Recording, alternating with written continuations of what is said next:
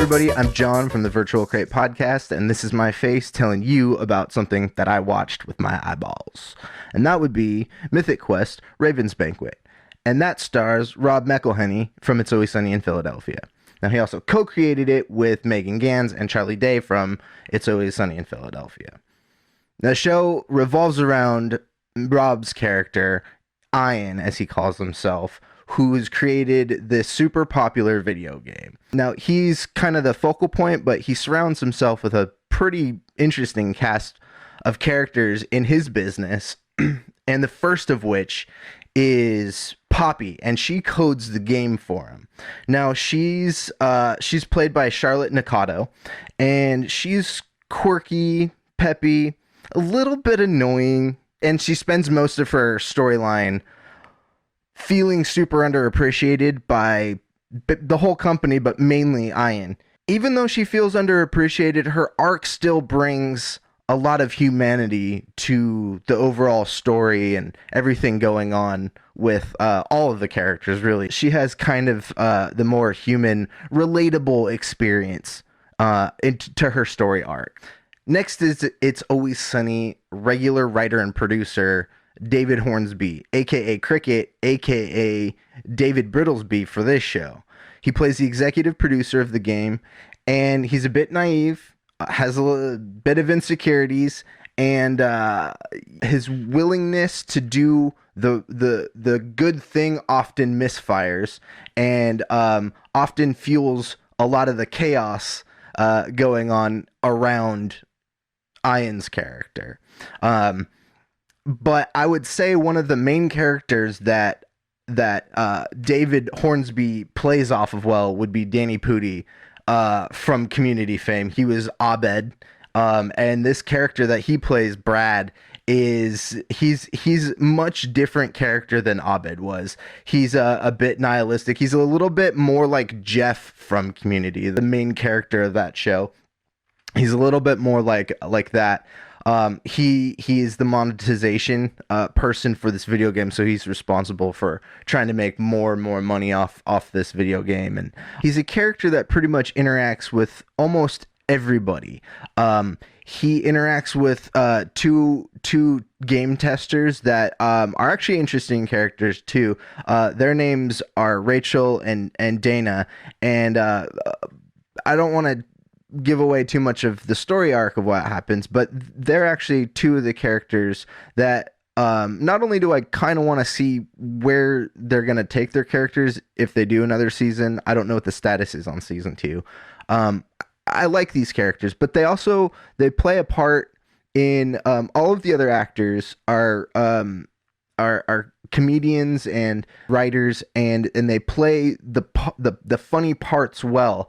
But these two characters, the testers, Rachel and Dana, they play more of the bridge into the gamer world. They're gamers.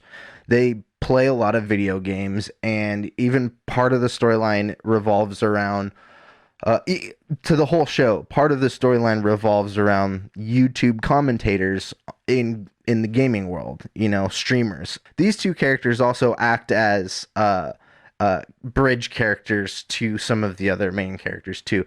The two gamers don't spend a lot of time around Ian, Rob McElhenney's character. There's a lot of characters that spend time kind of branching out to different little, I guess you would call them, departments. And one character that interacts with both of these two testers is F. Murray Abrams, and he plays C.W. Longbottom, who might be my favorite character on this show. He's a writer for this game, and he's past his prime. He is an award winner from the 70s or 80s, and his main goal is to tell a super emotional story in a format he doesn't understand at all. He's not a gamer, and there's a whole piece, the storyline with one of the testers where they talk about gaming versus the cutscenes, and it's actually a really well done argument for both. And this character, CW, he's a bit unstable. He seemingly lives in his office and is constantly drinking wild turkey. He, again, this is one of my favorite characters, and I think he is alone worth the watch. He's so funny in this show. The full dysfunction of this group is a different brand of comedy than It's Always Sunny in Philadelphia. I do find this show really entertaining. I want to see more of it. I think it's, for some people, they might consider it light in its humor. If you're used to It's Always Sunny in Philadelphia, don't expect the exact same thing, but expect moments of that. You see moments of Mac in the Ian character. Not to say that they're the same person, but you definitely see little bits of that in there. So it's cool to see some of these things come out in a new environment. And I've liked It's Always Sunny for a long time. I've not always been a fan of some of the actors' side projects. I didn't watch AP Bio. I have a friend that mentioned he really liked it. And what was was it the Mick? Was the Caitlin Olsen show? I saw a little bit of that. Wasn't really for me. To me, the show is something I want to watch more of. The whole cast together just really brings something solid. That I mean, this is like Community. All those individual actors are hilarious, but as a group, they work better, you know, as a team. And seeing this kind of show, it really just it's super entertaining. So if you haven't seen Mythic Quest Raven's Banquet, it's on Apple+TV. It's hard to tell people to go out and buy Apple TV for this show. I might watch season 2 when it comes out, if I still have the subscription. I'm still looking for a couple of more shows to really prove to me that Apple has something worth value to me long term. Otherwise, I might cancel, but we'll see what Apple has in store for us. I think they've got some big things coming soon. So, what did you guys think about Mythic Quest? Did you guys enjoy it? Have you seen it? Are you contemplating watching it? And maybe maybe my review here pushes you guys to watch it.